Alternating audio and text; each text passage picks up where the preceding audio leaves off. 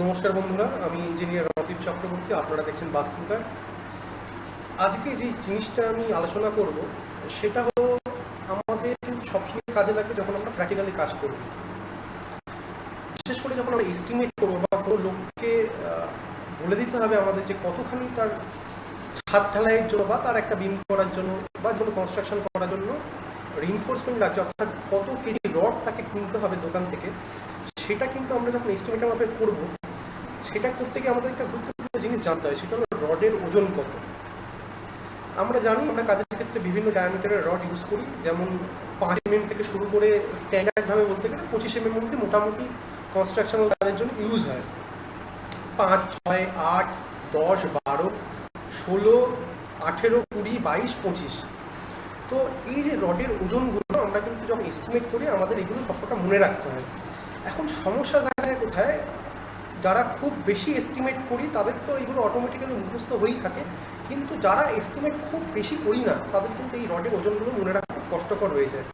এমনকি যারা রেগুলার বেসিসে এস্টিমেট করে তাদের ক্ষেত্রেও কিছু কিছু রডের ওজন যেগুলো সবসময় তারা ইউজ করে না, যে ডায়ামিটারের রড, যেমন 18, আমাকে এখন জিজ্ঞেস করলে কিন্তু আমি বলতে পারবো না 18 রডের ওজন কত, সেগুলো মনে রাখা সম্ভব হয় না। তো এই যে রডের ওজনগুলো, এইগুলো আমরা কীভাবে খুব সহজে ক্যালকুলেট করতে পারি, আমরা সেটা নিয়ে আজকে আলোচনা করব। তোমাদের মধ্যে অনেকেই জানো এর জন্য একটা ফর্মুলা আছে, যেটা অনেকে বলে 0.00618 টি স্কোয়ার, বা অনেকের ভাষায় টি স্কোয়ার 162, এরকম বিভিন্ন জন বলে। সেটার অ্যাকচুয়াল ভ্যালুটা কত সেটা আমরা আজকে জানবো, সেটা আমরা ক্যালকুলেট করব।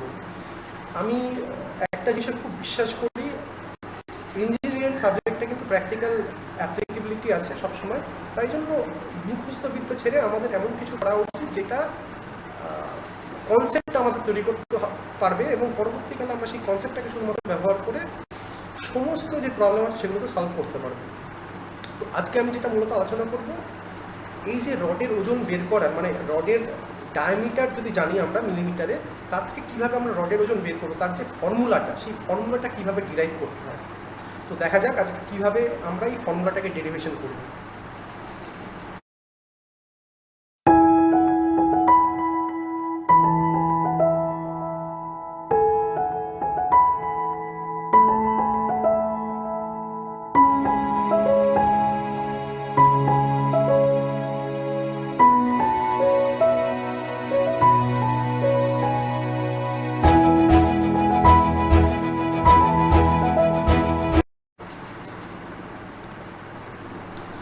আশা করি স্ক্রিনে আমার প্রেজেন্টেশনটা দেখা যাচ্ছে। তবে এই ফর্মুলাটার পিছনে একটা ছোট্ট আমার জীবনের ঘটনা আছে, সেটা আমি শেষের দিকে বলবো। সেটা খুব ইন্টারেস্টিং জিনিস, এবং সেটা আমার একটা চাকরির ইন্টারভিউ হয়েছিল। তো আমি এই যে বললাম না, কনসেপ্ট তৈরি করতে আমাদের জন্য খুব বেশি দরকার, কেন দরকার সেটা ওই ঘটনাটা বললে বোঝা যাবে। ঠিক আছে, দেখা যাক আমরা রডের ওজন কীভাবে ক্যালকুলেট করবো, মানে তার ফর্মুলাটাকে কীভাবে ডিরাইভ করবো। আচ্ছা, আমরা এই যে ক্যালকুলেশনটা করবো বা ডেরিভেশনটা করবো, এটা করতে গেলে আমাদের বেসিক কিছু নলেজের দরকার আছে, মানে কিছু ইনফরমেশান যেগুলো না জানলে আমরা এই ফর্মুলাটাকে ডিরাইভ করতে পারবো না। তো সেই বেসিক এই প্রাইমারি নলেজগুলো আমরা নিয়ে নিই। যেমন 1 মিটার অর্থাৎ 1000 মিলিমিটার, মানে 1 মিটারকে মিলিমিটারে কনভার্ট করলে 1000 মিলিমিটার হয়। আবার একইভাবে সেরকমভাবে 1 মিলিমিটারকে যদি আমি মিটারে কনভার্ট করি, তাহলে 1কে 1000 দিয়ে ভাগ করি পেয়ে যাবো, অর্থাৎ 0.001 মিটার। এটা একটা গুরুত্বপূর্ণ জিনিস, কারণ এই কনভার্সন কিন্তু আমাদের এই ডেরিভেশনের সময় লাগবে। 2 নম্বর ব্যাপার হলো density of mile scale. Mile স্কেলের ডেন্সিটি আমরা জানি 7850 কেজি পার কিউবিক মিটার, অর্থাৎ প্রতি কিউবিক মিটার মাইল স্কেলের ওজন হয় হলো 7850 কেজি। এখানে একটা গুরুত্বপূর্ণ বিষয় হলো, আমি এখানে বলছি মাইল স্কেল, কিন্তু অ্যাকচুয়ালি এখন যা রিইনফোর্সমেন্ট পাওয়া যায় সবকটাই কিন্তু HOSD বার বা TMT বার, মাইল স্কেল কিন্তু এখন ইউজ হয় না, মানে রিইনফোর্সিং বার হিসাবে। অন্যান্য সাধারণ কাজে তো মাইল স্কেল ইউজ হয়ই, কিন্তু স্ট্যান্ডার্ড যে পদ্ধতি ওজন ক্যালকুলেট করা সেটা কিন্তু এই মাইল স্কেলের ওজন ধরেই করা হয়, কেননা স্টিলের ওজন মানে HOSD বারের ওজন আর মাইল স্কেলের ওয়েট ধরে তার যে ওজন হয় তাতে খুব একটা পার্থক্য কিন্তু দেখা যায় না। এছাড়া আরও একটা ব্যাপার আছে, আমরা এখন যে স্টিলগুলো ইউজ করি তার গায়ে কিন্তু রিপ করা থাকে, অর্থাৎ তার গায়ে খাঁজ কাটা থাকে যাতে বেটার গ্রিপ হয় কংক্রিটের সাথে, অর্থাৎ বন্ডিং স্ট্রেংথ বাড়ানোর জন্য। এবার এই যে রিপগুলো, এইগুলোর জন্য যে এক্সট্রা ওয়েট আসে, এগুলো কিন্তু রডের ওজনে ক্যালকুলেট করা হয় না। খুব স্পেসিফিক্যালি বলতে গেলে আমরা একটা জাস্ট কী বলবো, একটা চোঙের ওজন কল্পনা করব। আর কিছুই না। চমতো না, আমি ভুল বললাম।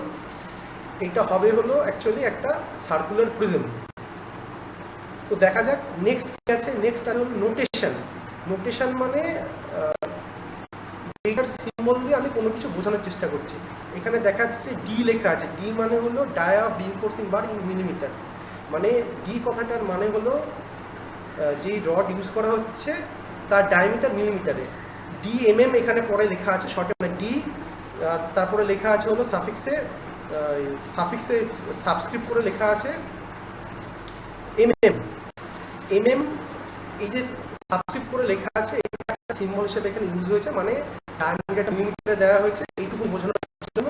আর একটা কনভার্সন দেখা যাচ্ছে DMM equal to 0.001 into DM, অর্থাৎ মিলিমিটার যেটা আমাদের রডের ডায়া যেটা মিলিমিটারে আমরা প্রকাশ করছি ডিএমএম হিসাবে, সেটাকে যদি আমরা মিটারে কনভার্ট করতে চাই সেক্ষেত্রে সেটাকে 0.001 দিয়ে গুণ করতে হবে, যেহেতু আমরা জানি যে 1 মিটারের মানে হলো 1000 মিলিমিটার, অর্থাৎ 1 মিলিমিটার যদি আমরা মিটারে কনভার্ট করতে যাই সেটা আমরা অপরেই আগে ইউনিট কনভার্সন দেখে নিয়েছি।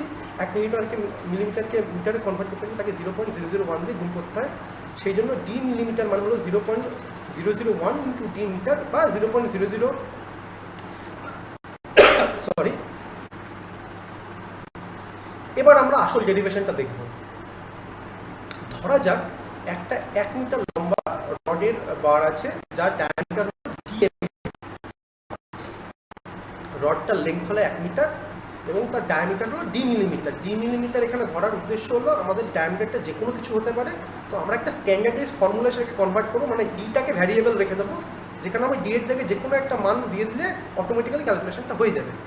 তাহলে একটা 1 মিটার যদি লম্বা হয় বারটা রিইনফোর্সমেন্টটা এবং তার ডায়ামিটার যদি ডি মিলিমিটার হয়, তাহলে তার ভলিউম কত হবে, মানে ওই 1 মিটার লম্বা বারটার ভলিউম কত হবে? ভলিউম হবে হলো এরিয়া ইন্টু লেন্থ। এরিয়া মানে রডটা সার্কুলার শেপে, তাই জন্য সার্কেলের এরিয়া ইন্টু ওই রডটার লেন্থ এখানে ধরে নিচ্ছি 1 মিটার। সার্কেলের আমরা এরিয়া জানি π/4 ইন্টু ডি স্কোয়ার। এখানে ডিটা আছে ডি মিলিমিটার। আমরা যেহেতু এখানে লম্বা ধরে নিয়েছি 1 মিটার, তাই জন্য এটাকে আমরা এই যে মিলিমিটার আছে রডের ডায়াটা ডি মিলিমিটার, এটাকে আমরা মিটারে কনভার্ট করব। সেক্ষেত্রে হবে হলো π/4 ইন্টু ডি স্কোয়ার, মানে 0.001 ইন্টু ডি মিলিমিটারের এই টোটাল জিনিসটা স্কোয়ার, অর্থাৎ ডায়ামিটারটাকে মিলিমিটার থেকে মিটারে কনভার্ট করলাম, তারপরে সেটাকে স্কোয়ার করলাম ইন্টু 1, মানে 1 হলো এখানে লেন্থ। এত কিউবিক মিটার আমাদের ভলিউম বেরোলো। এবার বারের ওজন কথা, ওজন মানে আমরা জানি ডেন্সিটি দিয়ে গুণ করলেই ভলিউমকে, তাহলেই আমরা ওজন পেয়ে যাব, অর্থাৎ weight of bar equals volume into density, অর্থাৎ আমাদের এরিয়া থেকে লেন্থ গুণ করে আমরা পেয়ে গেলাম ভলিউম। এই যে ভলিউমটা পেলাম π/4 ইন্টু 0.001 ইন্টু ডিএমএম এর স্কোয়ার টোটালটার ইন্টু 1, এই যে ভলিউমটা পেলাম এটাকে ডেন্সিটি দিয়ে গুণ করে দেবো। আমরা জেনেছি যে মাইল স্কেলের ডেন্সিটি হলো 7850 কেজি পার কিউবিক মিটার। এখানে যেহেতু প্রতি কিউবিক মিটারের জন্য কনসিডার করেছে, তাই জন্য 7850 দিয়ে গুণ করলাম। বা এইভাবে বলা যেতে পারে যে আমরা ভলিউমটাকে অলরেডি বের করে নিয়েছি 1 কিউবিক মিটার। তাহলে 1 কিউবিক মিটারের ওজন কত আমরা জানি, মানে ডেন্সিটিটাই হলো প্রতি কিউবিক মিটারের ওজন 7850, তাই সেটা দিয়ে আমরা গুণ করছি। তাহলে গুণ করলে আমরা ওই 1 মিটার লেন্থের যে বার আছে, ওই 1 মিটার লেন্থের বারের ওজনটা আমরা কিন্তু পেয়ে গেলাম। এটা দেখা যাচ্ছে রিডিউস করলে দাঁড়াচ্ছে হলো π/4 ইন্টু 0.00000 ডি স্কোয়ার mm। এইটা কেন এলো? এতগুলো জিরো, মানে পয়েন্টের পরে 5টা জিরো, তারপরে ডি স্কোয়ার mm কেন হলো? 0.001 ইন্টু ডিএমএম এর স্কোয়ার, মানে আগে ডিটাকে 0.001 দিয়ে গুণ করা হচ্ছে, তারপরে স্কোয়ার করা হচ্ছে, মানে এটা হচ্ছে হলো actually 0.001 DMM into 0.001 into DMM. এইভাবে হলো দাঁড়াচ্ছে। কাজেই 0.001 এর স্কোয়ার করলে অটোমেটিক্যালি পয়েন্টের পরে 6 ঘর চলে যাবে। এবার ডিএমএম যেটু আছে লাস্টের জিরোটাকে চেঞ্জ হয়ে ওটা ডিএমএম হয়ে যাবে। মানে খুব সহজভাবে বলতে গেলে এরিয়া মানে কি? এরিয়া মানে একটা সারফেস, তো মানে দুটো সিঙ্গেল ডাইমেনশনের গুণফল, তাই তো, তবে এরিয়া হচ্ছে। কাজেই সেই এরিয়াটাকে যদি আমরা আরও কোনো বড় ইউনিটে কনভার্ট করতে চাই, তাহলে আমরা ভাগ করব। যদি ছোটো ইউনিটে কনভার্ট করার হতো, মানে মিটার থেকে মিলিমিটার থেকে গুণ করতাম, আর মিলিমিটার থেকে যেহেতু মিটারে নিয়েছে তাহলে ভাগ করব। এবার কত দিয়ে ভাগ করব, স্কোয়ার টার্মসে যেহেতু আছে কাজে দুবার ভাগটা হবে। এখন মিটার থেকে মিলিমিটার আনতে গেলে মিলিমিটার থেকে মিটার আনতে গেলে 1000 দিয়ে ভাগ করতে হয়। সেই একইভাবে যেহেতু মিলিমিটার স্কোয়ার মানে সারফেস এরিয়া হচ্ছে, সেটাকে মিটার স্কোয়ার আনবো আমরা, তাকে 1000 দিয়ে দুবার ভাগ করব, মানে 1000 × 1000। সেটা যদি করি তাহলে অটোমেটিক্যালি দেখা যাবে 0.00000 d² mm আসছে, ইন্টু 1 মানে 1 মিটার লেন্থ ইন্টু 7850 মানে ডেন্সিটি যা আছে সেটা। এবার এটা করলে দেখা যাচ্ছে যে আমাদের ফিগারটা 0.006165 করে করে আসতে থাকবে, করে অত d²। তো এটাকে যদি আমি পয়েন্টের পরে 5 ঘর রেখে রাউন্ড অফ করি তাহলে সেটা সাফিসিয়েন্ট। সেক্ষেত্রে এটা দাঁড়াচ্ছিল 0.00617 d² mm। অর্থাৎ আমাদের রডের ডায়া যা হবে তার স্কোয়ার করে তাকে 0.00617 দিয়ে গুণ করে দিতে হবে, তাহলেই আমরা পেয়ে যাব। যদি 10 mm ডায়া হয় তাহলে 10 স্কোয়ার কত হবে 100, তাহলে 0.00617 × 100। যদি 8-এর ডায়া রড হয় তাহলে 28-এ 64, 0.00617 × 64 করলেই আমরা ওজনটা পেয়ে যাব। এইটা হলো ফ্র্যাকশন হিসাবে ফর্মুলা। যদি এটাকে আমরা কনভার্ট করতে চাই নিউমারেটর ডিনোমিনেটর হিসাবে, সেক্ষেত্রে আমাদের দাঁড়াবে হলো এটা d²/162.2। অর্থাৎ এটা কিভাবে এলো, এই যে 0.00617 এই যে ফ্র্যাকশনটা আছে এটাকে আমরা হোল নাম্বারে কনভার্ট করার চেষ্টা করছি আরও মনে রাখার সুবিধার জন্য। জেনারেলি আমাদের ফ্র্যাকশন মনে রাখতে অসুবিধা হয়, তো এইটাকে আমি এই নিউমারেটর ডিনোমিনেটরের ফর্মে নিয়ে গেলাম। কিছুই না, 1কে যদি 0.00617 দিয়ে ভাগ করে দিই তাহলেই অটোমেটিক্যালি চলে আসবে এই 162.2। তার মানে আমার দাঁড়াচ্ছে হলো d² mm/162.2। এইটা মনে রাখা মনে হয় অপেক্ষাকৃতভাবে সহজ। অর্থাৎ যে কোনো রডের ডায়ার যেটা আছে mm এ সেটাকে স্কোয়ার করে দেবো, মানে 10 যদি থাকে 10 10কে 100, 8 যদি থাকে 28-এ 64, 12 যদি থাকে 12 144 করে দেবো, করে 162.2 দিয়ে ভাগ করে দেবো, করলেই এত কেজি পার রানিং মিটার হিসেবে আমরা ওজনটা পেয়ে যাব। আমি এখানে কিছু স্ট্যান্ডার্ড রডের ওজন ক্যালকুলেট করেছি ফর্মুলা দিয়ে এবং সেটাকে রাউন্ডে করেছি দুহারে। যেমন 6 mm বারের জন্য ক্যালকুলেট করলে আসলে 0.222 কেজি পার রানিং মিটার, সেটাকে রাউন্ডিং করেছি 0.22 কেজি পার রানিং মিটারে। 8-এর জন্য 0.394 আসছে, সেটাকে রাউন্ডিং করেছি 0.39-এ। এরকমভাবে 25 যেগুলো কমন খুব ডায়া, যেমন 6, 8, 10, 12, 16, 20, 25 যেগুলো আমাদের খুব ফ্রিকোয়েন্ট ইউজে কাজ করতে গিয়ে সেইগুলোর জন্য আমি দিয়েছি। এবার একটা জিনিস বলে রাখা ভালো, অনেক সময় কিন্তু এই d² mm/162.2 দিয়ে ভাগ করলে যে ফিগারটা আসবে তার সাথে 0.00617 d² mm দিয়ে গুণ করার ফলে যেটা আসবে সেটা নাও মিলতে পারে, মানে ফ্র্যাকশনের সামান্য ডিফারেন্স হতে পারে। আমি সবসময় প্রেফার করবো 0.00617 d² mm-কে, কেননা এটা যেহেতু ফ্র্যাকশনের পরে অনেকগুলো ডিজিট নেওয়া আছে, কাজে এটার অ্যাকুরেসি অনেক তুলনামূলক বেশি। তাহলে আশা করি বোঝা গেল রডের ওজনগুলো কিভাবে আসছে। এবার তোমাদেরকে যে কোনো ডাই রড দিয়ে দেওয়া হোক না কেন, অটোমেটিক্যালি তুমি শুধু সিম্পল একটা ফর্মুলা মনে রেখে রডের ওজন ক্যালকুলেট করতে পারবে। তোমাদের অত সমস্ত রডের ওজন আর মনে রাখার দরকার নেই। আরেকটা জিনিস আমার মনে হয় এখানে বলে দেওয়া ভালো, সেটা হলো রডের এই যে ওজনগুলো আছে SP61 যে স্ট্রাকচারাল ডিজাইনার্স হ্যান্ডবুক আছে তার মধ্যে কিন্তু স্ট্যান্ডার্ড বিভিন্ন রডের ডায়ামিটার এবং তার করসপন্ডিং ওজনগুলো দেওয়া আছে, সেখান থেকে আমরা কাজ করার সময় প্র্যাকটিক্যালি দেখে নিতে পারি। তবে আমার মনে হয় এই ফর্মুলাটা মনে রাখা খুব বেশি সহজ এবং খুব বেশি বাস্তবিকভাবে ইউজফুল। আচ্ছা, এবার একটা ইন্টারেস্টিং জিনিস বলি, এই রডের ডায়া এবং ওজন নিয়ে একটা আমার লাইফে ঘটেছিল। আমি তখন সবে পাশ করেছি, মানে আমি সিভিল ইঞ্জিনিয়ারিং তখন ডিপ্লোমা পাশ করেছি সবে 2014 সালের আগস্ট, এবং তখন ইন্টারভিউ দেওয়া শুরু করেছি বিভিন্ন জায়গায়, ফ্রেশার বুঝতেই পারছো চাকরি খুঁজছি। তো কলকাতার একটা খুব বড় ডেভেলপার ফার্মে আমি গেছিলাম, ওখানে ইন্টারভিউ দিতে আমি আমার সিভি পাঠিয়েছিলাম। তো আমার ওখান থেকে কলেজ ছিল, আমি ওদের কোম্পানিটার নাম আমি ডিসক্লোজ করবো না কেননা সেটা বলা ঠিক না, কিন্তু আমি ঘটনাটা বলি। তো সমস্ত হয়ে গেছে, ভেরিফিকেশন হয়ে গেছে, HR রাউন্ড হয়ে গেছে, ফাইনাল একটা টেকনিক্যাল রাউন্ড হবে। জেনারেলি উল্টো হয়, HR রাউন্ডটা পরের দিকে হয়, টেকনিক্যাল রাউন্ড আগে হয়ে যায়। তো টেকনিক্যাল রাউন্ড ওখানে পরে হয়েছিল। টেকনিক্যাল রাউন্ডে যিনি ইন্টারভিউ নিচ্ছিলেন সেটা হলো, তিনি ছিলেন ওখানে টেকনিক্যাল ডাইরেক্টর ছিলেন। তো যাই হোক, উনি আমাকে বিভিন্ন রকম কোয়েশ্চেন করলেন, অনেক কিছুভাবে হিলিয়েট করলেন, মানে ওনাদের কোম্পানি রিলেটেড কিছু জিনিস যেটা আমি জানতাম না, কেননা সেটা একটা পার্টিকুলার ওনাদের কোম্পানির একটা সফটওয়্যার, সেটা নিয়ে আমি জানতাম না। ওটা সিভিল ইঞ্জিনিয়ারিং কাজে কোথাও ইউজ হয় না, ওটা ওনাদের কী বলবো ওনাদের কোম্পানির জন্য স্পেশালি তৈরি করা সফটওয়্যার। তো সেটা নিয়ে একটু হিমলেট করলেন। তারপরে আমাকে এরকম রডের ওজন সম্পর্কে জিজ্ঞেস করছিলেন। তো আমি বললাম পরপর। তো আমাকে লাস্টে উনি জিজ্ঞেস করলেন এটার একটা ফর্মুলা আছে, তুমি বলো দেখি। আমি বললাম এরকম 0.00617 d²। তো উনি বললেন না, তুমি ভুল বলছো, এটা তো 0.00617 d² না, এটা 0.0061 সামথিং একটা উনি একটা বললেন। আমি তো কনফিডেন্টলি বললাম না স্যার, আমি তো ঠিক বলছি স্যার, এটা তো ওরকম না, এটা এটাই।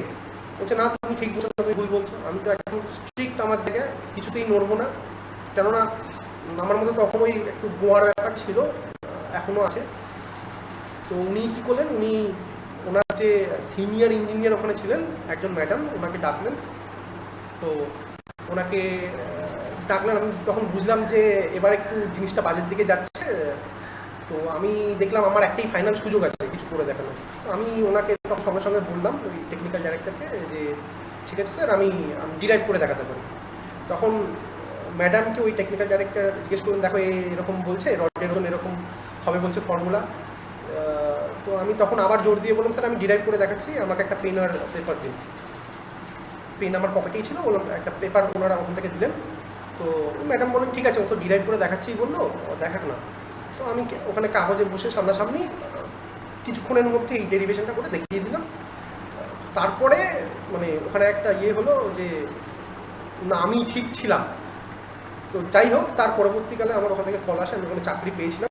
আমি করিনি ওখানে চাকরিটা, কেননা আমার তখন টার্গেট ছিল না, আমি মানে প্রাইভেট সার্ভিস করবো বলে আমার বরাবরই টার্গেট ছিল গভর্নমেন্ট সার্ভিসের জন্য। তাছাড়া ওখানে আমাকে পোস্টিং দেওয়া হচ্ছিল ইনহাউস কাজের জন্য, ডেস্ক বেসড জবে। আমার ডেস্ক বেসড জবে খুব একটা ইন্টারেস্ট ছিল না, আমি তখন সবে ফ্রেশার, আমার তখন সাইটে কাজ করাটা বেশি দরকার জানার জন্য, শেখার জন্য। মানে সেই আবার কম্পিউটারে বসে বসে কাজ করলে আমার পোষাতো না, আমি ওই জন্য ওখানে করিনি। ওটা জাস্ট আমার কী বলবো একটা হয় না সেই ইন্টারভিউ দেওয়ার অভ্যাস করা, ওটা সেরকমই কিছুটা ছিল, আমি তখন করতাম ওই সময়টা ওরকম। যাই হোক, অনেক কিছু বললাম, আশা করি আমার এই ভিডিওটা ভালো লেগেছে। যদি ভালো লেগে থাকে অবশ্যই তোমরা শেয়ার করো, ভিডিওটাকে লাইক করো, কমেন্ট করো, আর আমার চ্যানেলটাকে সাবস্ক্রাইব করে দাও। কেননা তোমরা যদি সাবস্ক্রাইব করো তাহলেই আমি মোটিভেটেড হব, এবং মোটিভেটেড হলে তবেই ইচ্ছা কিন্তু হবে যে আমি আরও এরকম ছোটো ছোটো ভিডিও দিই। এই ভিডিওগুলো কিন্তু সাধারণত বই থেকে পাওয়া যায় না, বই থেকে পেলেও অনেক খুঁজে বের করতে হবে, যেগুলো আমরা ইগনোর করি। কিন্তু এই ছোটো ছোটো জিনিসগুলো যেগুলো তোমাদের সাথে আমি শেয়ার করছি, এগুলো কিন্তু কাজ করতে গেলে প্র্যাকটিক্যালি যেমন কাজে লাগে, প্লাস অনেক ইন্টারভিউ কিন্তু এগুলো ছোটো ছোটো কোশ্চেন চলে আসে। একজন ইন্টারভিউয়ার কিন্তু সবসময় তোমাকে চেক করবে তোমার কনসেপ্ট কীরকম আছে, তুমি বই থেকে কতখানি মুখস্থ করেছো, তাদের কিন্তু সেটা জানতে একটুখানিও চায় না। না তো তোমার এটা দেখতে চাই তুমি কত নাম্বার পেয়েছো, কেননা ইঞ্জিনিয়ারিং কলেজের ছেলে মেয়ে কীভাবে নাম্বার পায় সেটা আমি এখানে ভেঙে বললাম না। বেশিরভাগ ক্ষেত্রে, অবশ্যই সবাই না, বেশিরভাগ ক্ষেত্রে তো তারা এইগুলো দেখতে চায় না। তারা মোটামুটি একটুখানি হাঁড়িটাকে বাজিয়ে দেখে নেয় ফাঁকা আছে নাকি কিছু ভর্তি আছে কলসিতে। ঠিক আছে, আশা করি তোমাদের ভালো লেগেছে এই ভিডিওটা। Thank you.